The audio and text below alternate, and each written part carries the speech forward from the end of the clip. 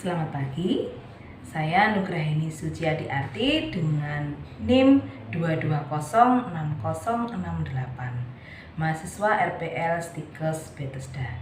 Pada kali ini saya akan mendemonstrasikan tentang pemeriksaan fisik head to toe.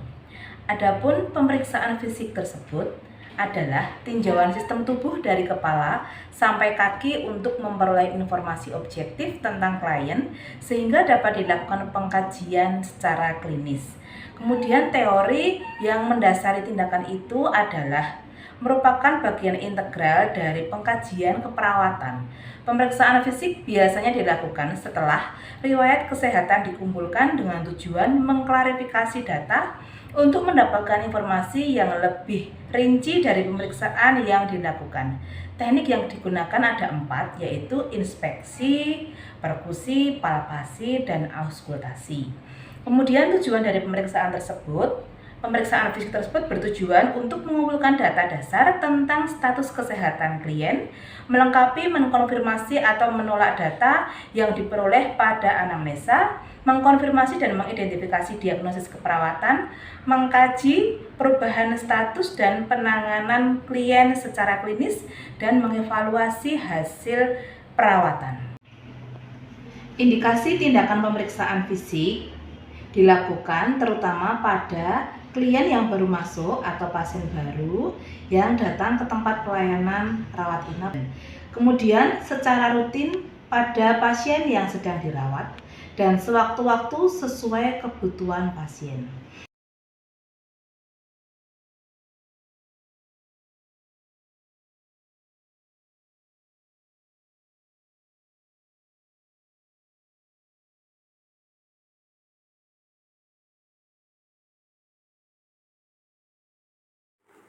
Baki berisi stetoskop, refleks hammer, kasa, spekulum hidung, garputala, otoskop, arloji, tong spatel, medlin, spidol atau ballpoint, kemudian penggaris 2 buah, goniometer, sendok, gula, garam, jeli, air hangat, air dingin, minyak kayu putih, kopi, masker, sarung tangan, jas.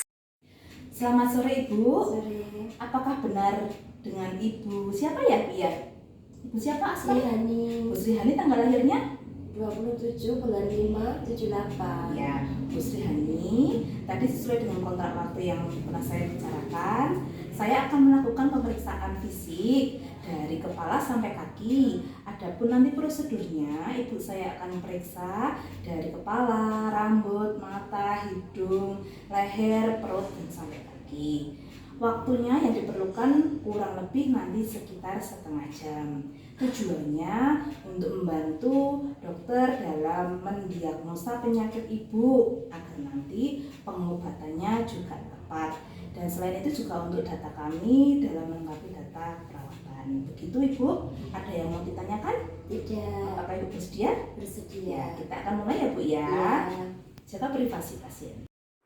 Lakukan cuci tangan 6 langkah.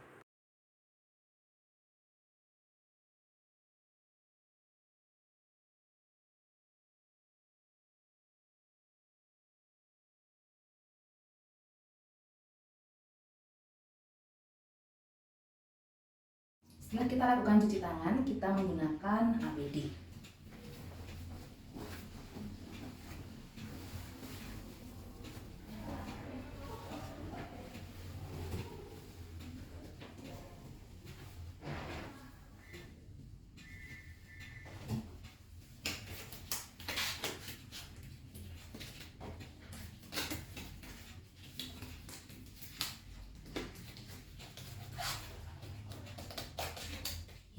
Untuk pemeriksaan yang pertama, yaitu kita akan memeriksa bagian kepala dan leher. Dimulai di bagian kepala, yaitu kita akan melihat rambutnya. Warna rambutnya hitam, kulit kepalanya bersih, tidak ada kotoran, tidak ada luka. Kemudian yang kedua, yaitu adakah benjolan di bagian kepala. Kita raba dulu. Permisi ya Bu ya. ternyata tidak ada benjolan. Kemudian kita lihat kesimetrisan wajah. Wajahnya simetris, tidak ada kelainan. Kemudian dahinya dikenyitkan Bu. Ya, bisa lagi. Ya. Kemudian meringis. Kemudian seperti mencucu. Terus bersiul. Bisa tidak ada kelainan ya. Kemudian kita juga akan memeriksa bagian dahi dengan cara fingerprint menekan dahi pasien. Permisi ya Bu. Ya. Normalnya tidak ada kelainan, itu berarti langsung kembali seperti semula. Untuk pemeriksaan yang selanjutnya yaitu pemeriksaan di bagian mata. Ya, Bu permisi ya, matanya akan saya periksa dulu. Ya, matanya simetris. Kalau Pak mata tidak terjatuh atau tidak terjadi ptosis, kemudian di situ juga tidak tampak tanda-tanda kemerahan atau radang ya. Dan yang kita akan melakukan bagian konjungtiva. Konjungtiva kita lihat di bagian di bawah mata seperti ini, tidak tampak pucat atau tidak tampak anemis. Kemudian palpebra, kemudian kita lihat sklera, sklera tidak kuning, tidak icteric. Kemudian kita ambil pen light untuk bisa kita melihat ukuran pupil, isokor atau tidak. Kita lihat dulu ya. Permisi ya Bu ya. Agak belerang sedikit ya Bu. Ya. Permisi. Ya. Pupil kanan dan kiri mengecil. Berarti normal. Yang disebut itu adalah isokor. Ukurannya juga normal, simetris. Kemudian tadi sudah kita lihat juga skleranya putih, tidak ada tanda-tanda perdarahan atau tidak ada tanda-tanda icteric. Langkah selanjutnya yaitu uji visus. Uji visus dilakukan dengan alat Snellen chart. Kita minta pasien untuk membaca, menutup mata dulu dari mata yang kanan, yang mata kiri untuk membaca dari atas. Bisa melihat Bu, huruf apa? E, ya. Kemudian bawahnya P, kemudian F, ya, Y, O, T. Tidak kelihatan? Ya. Ya, berarti mata kiri visusnya berarti 20/40. Sekarang gantian Bu. Ya. Dari atas E, F, P, Z, O, T, G, E, F. Tidak kelihatan? L, bawahnya G, F, O. Tidak jelas ya? Oke, berarti mata kanan visus pasiennya bernilai 20/30. Saya akan memeriksa gerakan bola mata Ibu. Coba ya Bu ya, jari saya diikuti.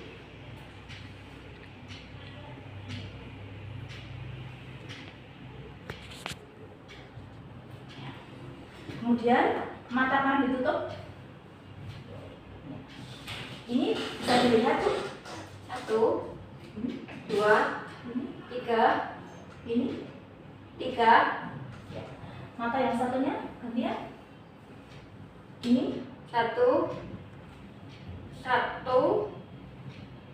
2, masih jelas? 3. Ya. Saya akan memeriksa di bagian hidung Ibu. Kita lihat, kita inspeksi.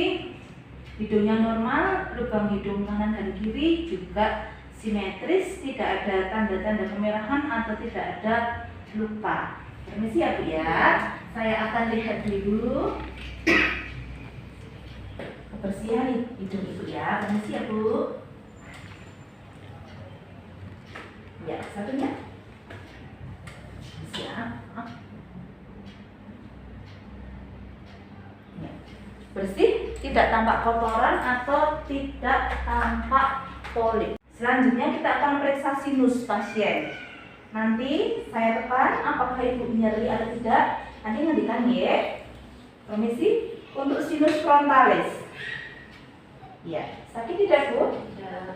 Sinus ethmoidalis. Sakit tidak Bu? Sinus phenoidalis. Sakit tidak? Sinus maxillaris. Sakit tidak? Untuk pasien yang dengan hipertrofi konka akan mengalami nyeri tekan pada sinus maxillaris. Ya, kita akan mengetes penciuman, indera penciuman atau hidung pada Ibu Sri. Sekarang matanya ditutup dulu coba Bu. Lubang hidung yang satunya ditutup. Dihirup ya Bu ya. Terhirup. Bau apa Bu? Minyak kayu putih. Jangan buka mata dulu, tetap tertutup. Ya. Bau apa Ibu? Kopi. Kopi. Tuh, ya. Permisi, merem dulu, terpejam dulu. Terasa Bu? Ya. Terasa? Ya. Sekarang dirasakan. Ini. Saya tempelkan. Terasa apa Bu? Dingin. Terasa apa Bu? Dingin. Panas. Sekarang? Panas. Ya. Setelah itu kita akan melihat bagian telinga Ibu. Coba, telinga rambutnya ditarik ke belakang. Ya. Telinga kanan dan kiri tampak asimetris sama, kemudian kita lihat juga pinakan alisnya juga sama, ukurannya normal. Dan saya akan melihat menggunakan alat ya Bu ya di bagian dalam telinga Ibu. Permisi, kita cek dengan otoskop.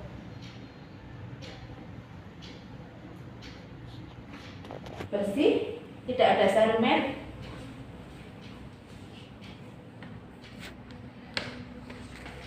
Bersih juga, tidak ada serumen. Selanjutnya kita akan melakukan tes pendengaran. Tes pendengaran ada 3, yaitu dengan Harkutala. Yang pertama dinamakan tes Rine, kemudian tes Weber, kemudian tes Wabah.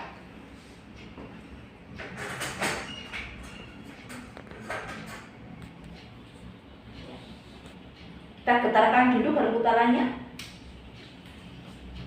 Apakah Mas terdengar? Terdengar Bu? Terdengar.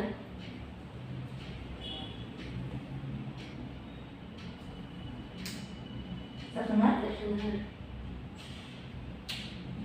Terdengar? Ya. Itu tadi adalah tes Rine. Apabila pasien tuli, maka konduksi udara lebih kecil daripada konduksi alat. Sekarang tes Weber. Masih Bu? Sekarang? Ya. Ya. Ya. Normal. Kemudian yang terakhir yaitu tes wabah. Kita bandingkan pendengaran yang diperiksa dengan pemeriksa. Terdengar. Terdengar? Terdengar. Terdengar. Terdengar. Terdengar. Terdengar. Terdengar? Terdengar. Tidak. Tidak. Tidak? Tidak. Ya. Normal ya. Saya akan memeriksa pada mulut Ibu ya Bu ya. Mulutnya terlihat merahan, tidak pucat, tidak anemis, kemudian bibirnya juga tidak tampak pecah-pecah. Kemudian saya minta Ibu untuk membuka mulut. Ya. Giginya bersih, tetapi ada karies gigi sedikit, kemudian lidahnya juga bersih. Kita akan melakukan tes nervus glossopharyngeus. Saya akan mengetes rasa ya Bu ya, nanti ditebak rasanya. Manis, asam, atau asin, atau pahit. Ibu tutup matanya. Ya.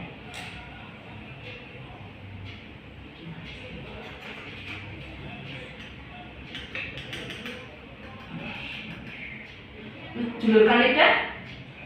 Rasanya apa Bu? Manis. Ya. Manis, betul, gula ya. Sekarang selanjutnya, coba lidahnya jeruk lagi. Apa Bu? Asin. Asin, betul, garam. Kemudian yang terakhir, rasakan ya Bu ya. Rasanya apa? Kopi. Pahit. Oh ya, pahit kopinya. Kemudian sekarang Ibu bilang A gitu ya, Bu ya. Kita lihat, cek dulu dengan tong spatel dan backlight. Julurkan lidah, bilang A. Ya.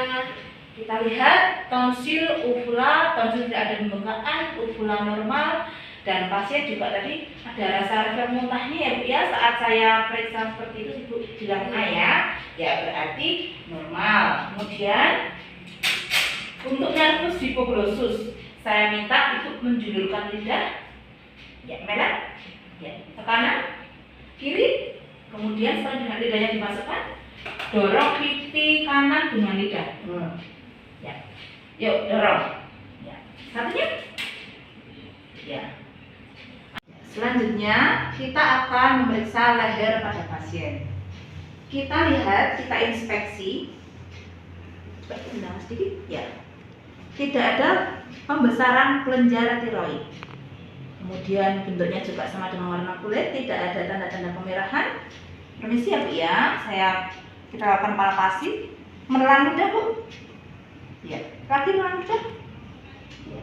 Tidak tampak atau tidak teraba benjolan, tidak tampak pembesaran tiroid. Kemudian kita juga cek adakah pembesaran kelenjar limfo. Permisi ya Bu ya. Yuk coba menelan lidah. Ya, hantam dulu. Ya. Tidak ada benjolannya ya Bu ya. Ada nervus accessorius dengan cara mengangkat bahu, angkat bahu dua-duanya Bu, angkat bahu. Ya, angkat bahunya lagi. Angkat bahu, tahan. Ya. Pasien bisa menahan, ada lawanan, berarti tidak terjadi paralisis atau parese. Kemudian kita cek juga untuk kita raba palpasi pasien memutar kepala. Coba diputar kepalanya ke kiri. Kaki Bu. Ya. Kaki tahan. Sini. Ya. Terus kita akan mengukur JVP atau vena jugularis. Saya minta Ibu untuk menoleh ke kiri. Ya.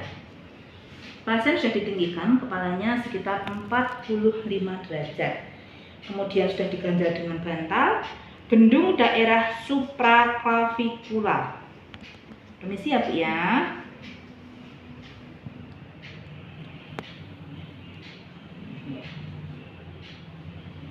Kemudian kita tekan di ujung proksimal.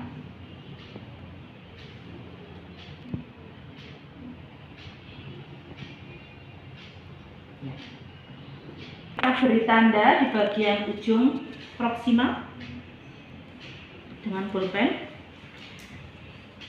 Tinggi kolom darah. Kemudian kita ambil 2 penggaris untuk mengukur sejajar horizontal dengan angulus Ludovici. Normalnya yaitu 5/3. Selanjutnya kita akan melakukan pemeriksaan kaki kuduk. Pasien berbaring tanpa bantal. Bantal sudah saya lepas. Kemudian fleksikan dagu dekat sternum. Coba Bu bikin. Ya, lagi. Ada tahanan tidak? Tidak. Ya. Coba balik lagi. Ya.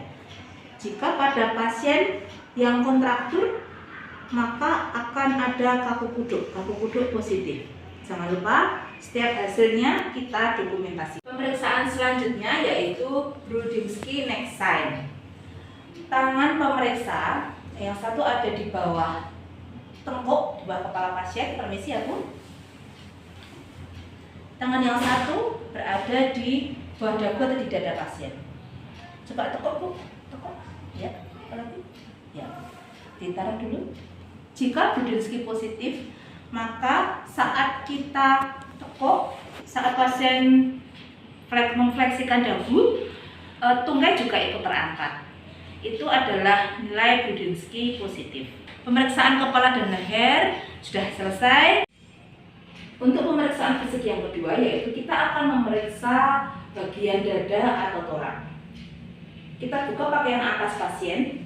Permisi ya Bu ya. Amati bentuk torak, apakah ada kelainan seperti barrel chest, funnel chest, atau pigeon chest. Ternyata tidak ada kelainan. Toraknya normal, Kemudian ukuran toraknya juga kanan dan kiri simetris.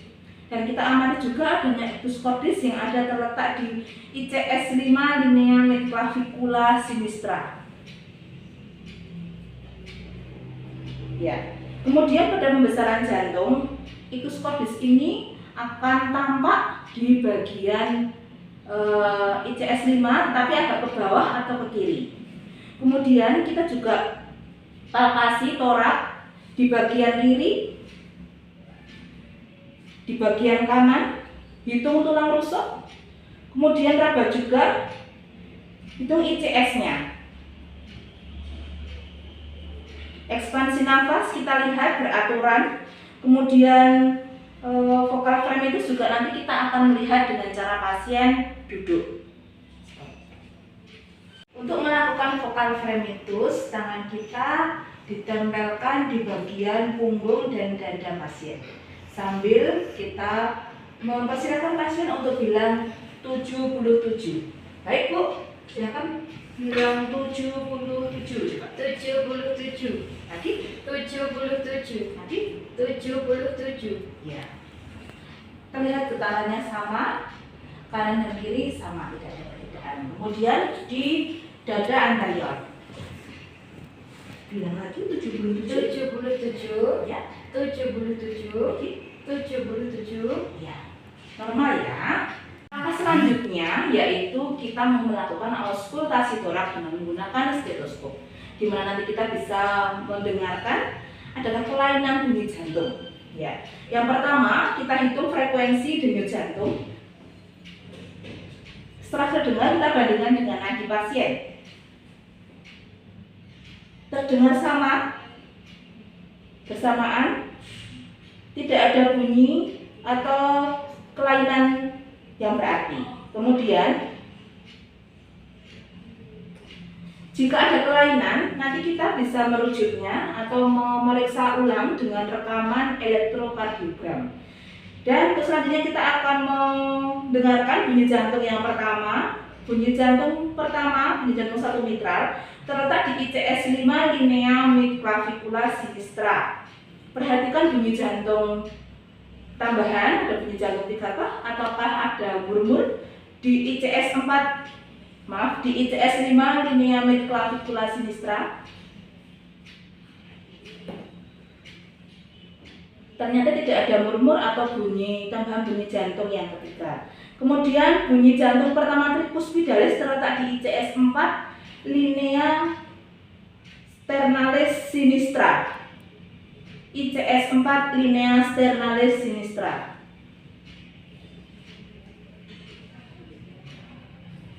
Ya. Kita perhatikan apakah ada murmur ataukah ada bunyi jantung satu yang split atau double, apakah terdengar bunyi jantung 3. Ya, jika tidak ada kita bisa lanjut melakukan auskultasi bunyi jantung yang kedua untuk aorta, yaitu terletak di ICS 2 linea sternalis dextra.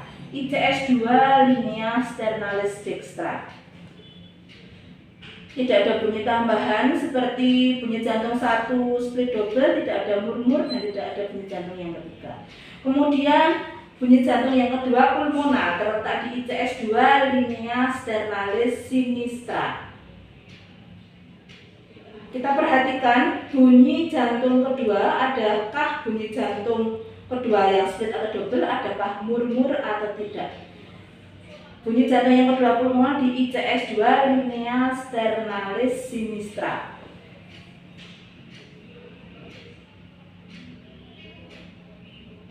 Ya.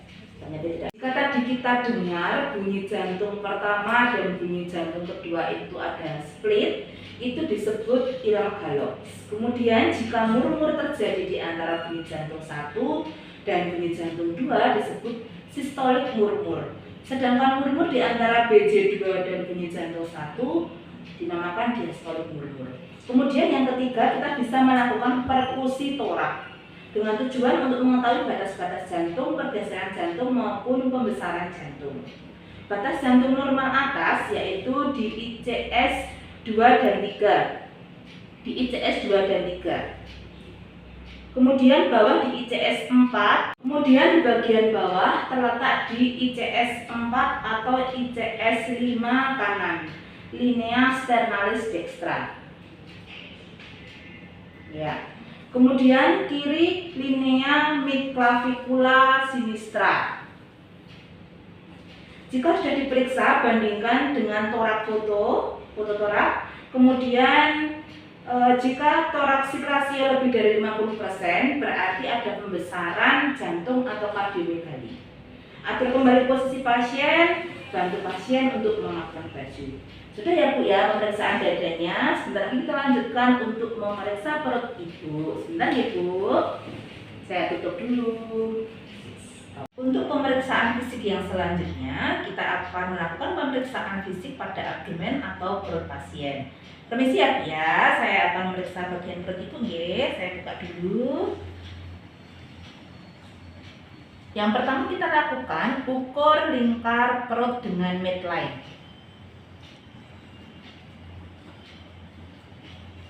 Letakkan di bagian pusat. Diangkat sedikit Ibu. Permisi ya.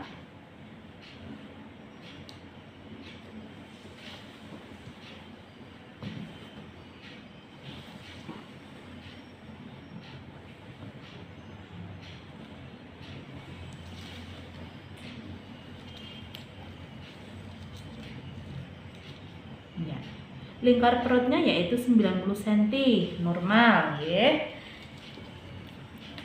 Kemudian kita lihat, kita inspeksi warna kulit perut normal, putih, kecoklatan, kemudian tidak ada bekas luka, asites juga tidak terlihat, kemudian umbilikusnya normal, tidak ada tonjolan, tidak ada cairan juga, kemudian umbilikus juga terlihat bersih, tidak kotor.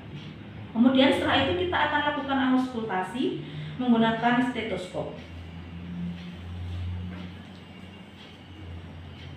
Auskultasi kita lakukan pada 4 kuadran, yaitu kuadran kanan atas, kiri atas, kemudian kanan bawah, kiri bawah. Permisi ya Bu.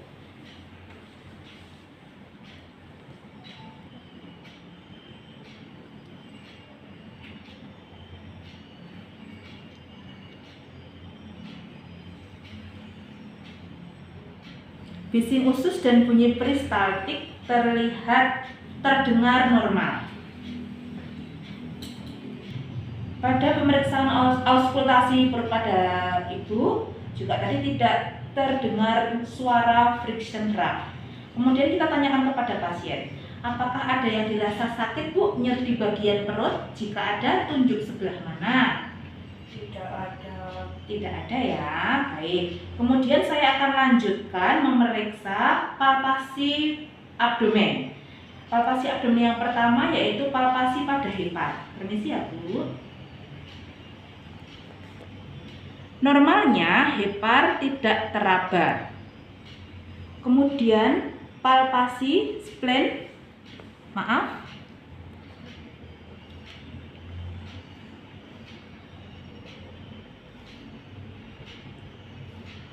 Ya, normal.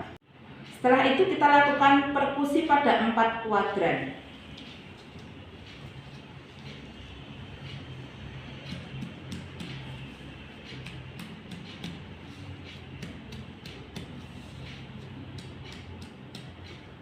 Di bagian kanan atas, di bagian hepar, terdengar bunyi peka. Tidak ada juga tanda-tanda shifting dullness, tidak ada tanda-tanda asites. Di sini juga kita tidak mendapatkan perut hipertimpani. Bunyinya normal. Berarti ususnya aman ya Bu ya. Sakit tidak Bu? Tidak. Sakit tidak? Tidak. Sekarang tiduran lagi ya Bu ya.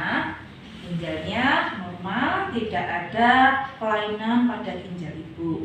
Kemudian kita lakukan lagi palpasi pada titik McBurney untuk mengetahui pasien itu ada diagnosa appendicitis atau tidak. Permisi ya Bu ya. Kalau nyeri bilang ya. Nyeri tidak? Tidak. Nyeri tidak? Tidak. Ya. Kemudian tes untuk pasien apendisitis selanjutnya adalah Pessoa-Sain. Pessoa-Sain itu kita bisa angkat kaki sebelah kanan. Jika pasien itu memang terdiagnosa apendisitis, maka pasien akan terasa nyeri di bagian perut kanan bawah. Mari Bu, diangkat dulu. Kaki sebelah kanan diangkat. Ya, turunkan. Angkat lagi. Sakit atau tidak? Tidak. Kemudian obturator sign dengan menekuk kaki seperti ini. Sakit tidak? Tidak. Sakit tidak Bu? Tidak. Ya.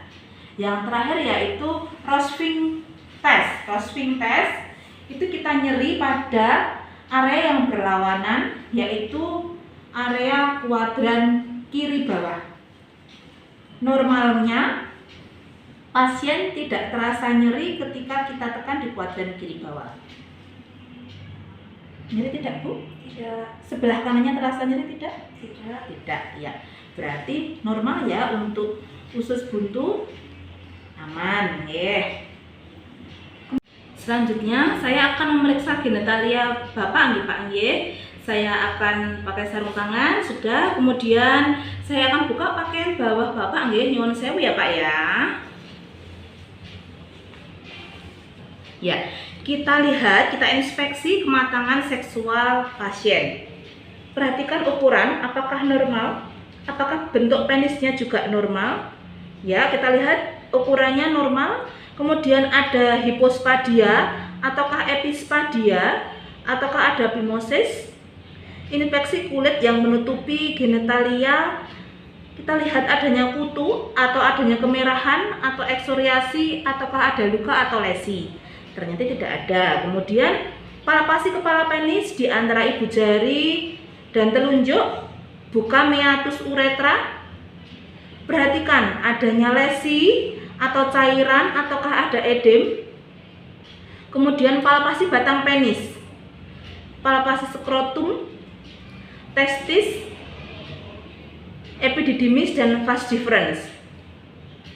Kemudian kita periksa adakah refleks kremastrik dengan cara memukul paha bagian dalam dengan refleks hammer.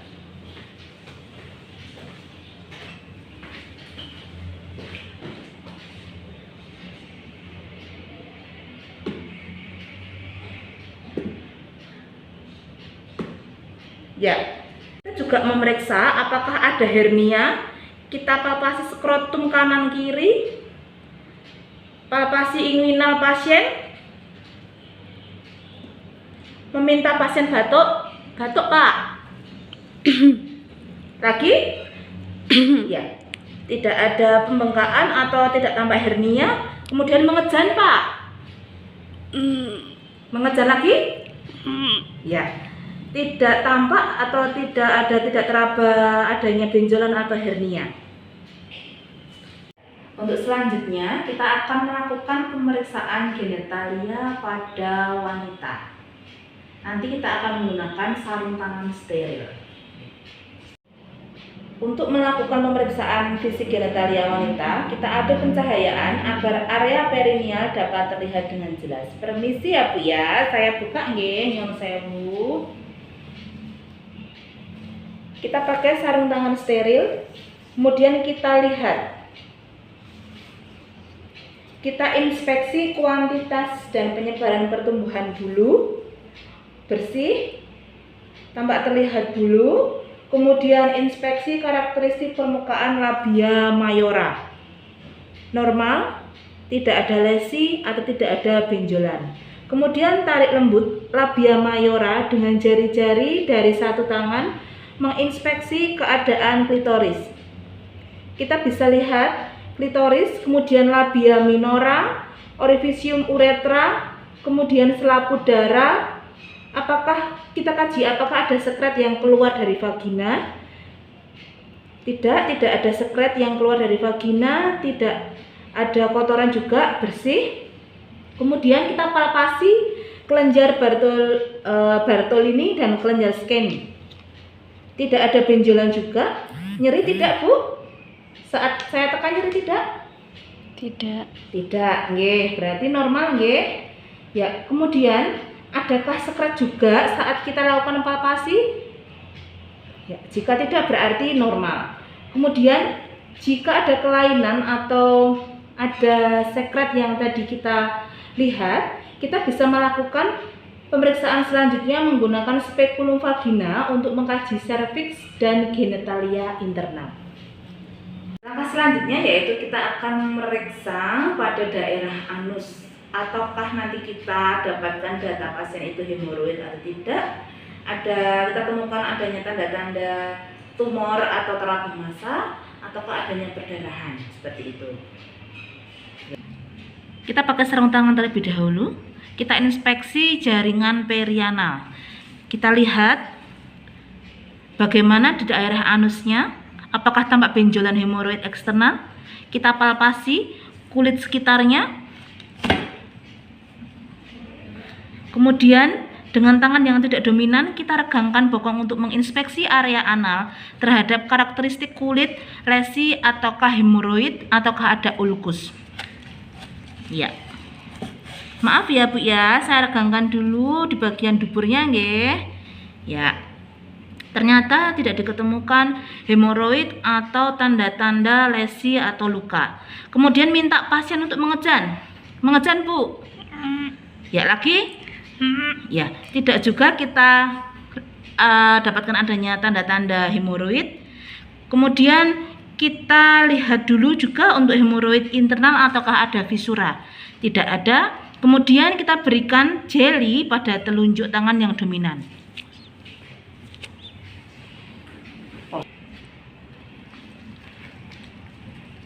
Kita letakkan jeli pada tangan yang dominan. Kemudian anjurkan pasien untuk rileks. Bu, setelah ini saya akan memasukkan jari di bagian anus ibu. Ibu yang rileks nggih, tarik nafas panjang saat saya memasukkan jari. Ayo, nggih, rileks, tarik nafas panjang. Permisi ya Bu ya. Kita masukkan jari ke dalam kanal anal mengarah ke umbilikus. Minta pasien untuk mengencangkan sphincter. Kencangkan Bu, dikencangkan. Ya, kita palpasi dinding rektum untuk mengkaji kelenjar. Adakah kelainan, adakah benjolan? Ya, kemudian dindingnya juga kita lihat, dinding anterior rektal. Sampun, saya tarik ya Bu ya, tarik nafas panjang. Ya, kemudian amati feses yang menempel pada sarung tangan terhadap warna dan adanya darah dalam feses. Ada atau tidak? Jika tidak ada berarti normal. Jika ada berarti kita lakukan pemeriksaan selanjutnya, misal pemeriksaan feses. Kita lakukan cuci tangan dan atur kembali posisi pasien.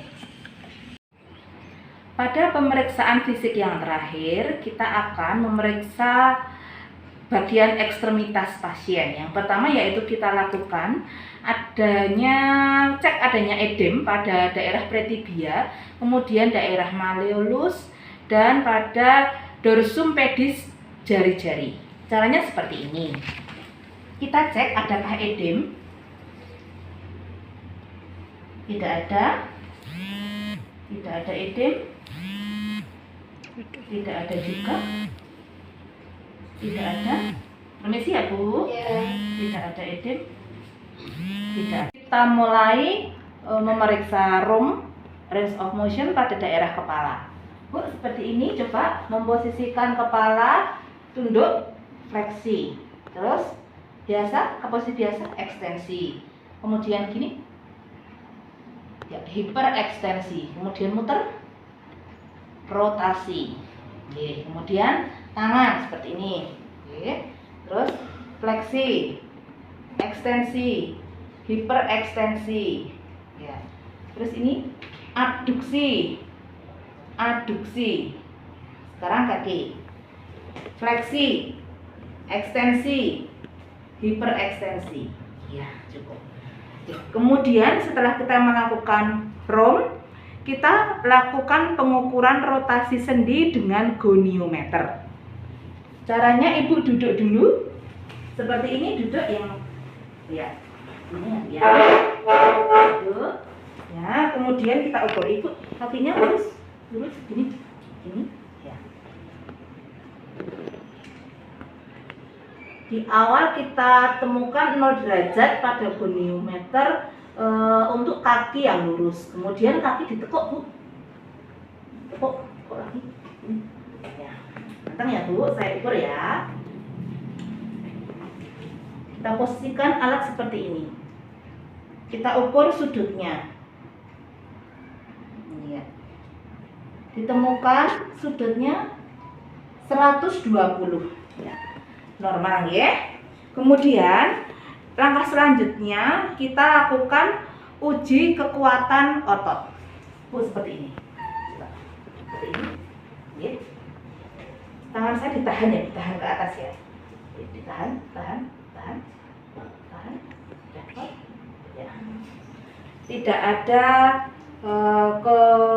kontraktur atau kekuatan ototnya yang menurun, kekuatan ototnya dinilai baik. Kemudian yang selanjutnya yaitu tanda pemeriksaan kernik. Coba Ibu tiduran lagi, Ibu. Ya. Kakinya seperti ini diangkat. Ini sakit tidak, Bu? Saya putar gini, sakit tidak? Sakit? Tidak ya. Ya. Uji kernik negatif. Pada pasien yang kontraktur kita nilai uji kerniknya positif karena pasien pasti kesakitan saat kita lakukan kaki untuk ke kanan dan ke kiri pasti akan kesakitan. Itu adalah uji kernik positif. Kemudian uji tanda Lacey-Q. Lacey-Q seperti ini. Kaki diangkat, kemudian diangkat sekitar 70 derajat. Kita dorong ke kanan, ke kiri. Sakit tidak, Bu? Sakit? Tidak ya. Uji Lacey-Q negatif. Kemudian selanjutnya yaitu kita melakukan uji refleks fisiologik pada tendon bicep, tricep, kemudian lutut dan Achilles dengan menggunakan refleks hammer.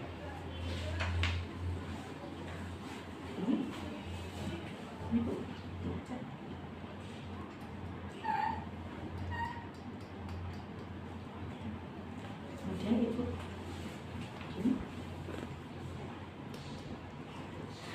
sekarang Bu duduk. Masih ya?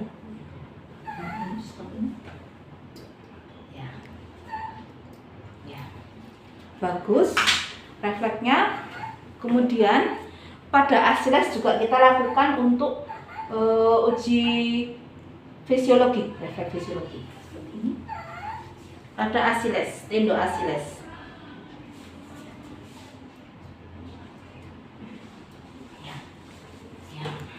Bagus, normal ya. Kemudian selanjutnya kita lakukan pemeriksaan refleks Babinski. Ibu, permisi tiduran lagi. Seperti ini. Ya. Pada refleks Babinski, kita tadi sudah melakukan goresan pada telapak kaki dengan benda yang berujung tumpul dari arah lateral menuju medial. Perhatikan gerak jari-jari kaki saat goresan dilakukan. Normal bila kelima jari kaki melakukan plantar fleksi, itu adalah Babinski negatif. Jika tidak normal bila ibu jari kaki bergerak dorsofleksi, sementara keempat jari yang lain melakukan plantar fleksi, itu adalah Babinski positif. Ya. Sudah, atur kembali posisi pasien. Sudah ya Bu ya. Saya rapikan dulu ya Bu. Ya.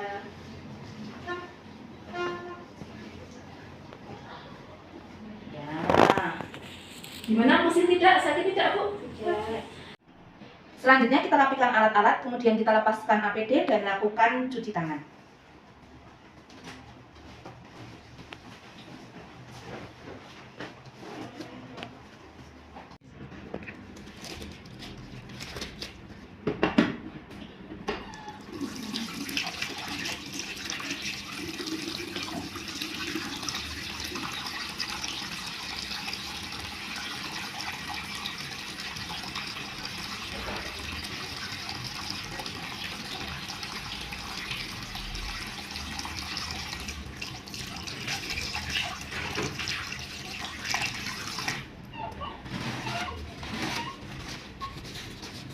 Terima kasih Bu Sri atas kerjasamanya. Tadi saya sudah melakukan pemeriksaan fisik dari kepala, leher, perut, kemudian sampai ke ekstremitas.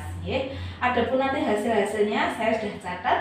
Nanti di dokumentasi keperawatan sekitar 15 menit lagi saya akan kembali ke sini untuk mengukur tanda-tanda vital ibu dan saya akan memberikan obat yang untuk nanti siang ya. Terima kasih Bu. Selamat siang. Semoga selalu sehat.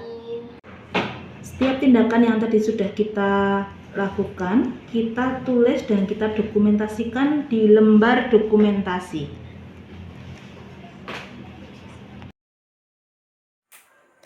Terima kasih, Tuhan Yesus memberkati.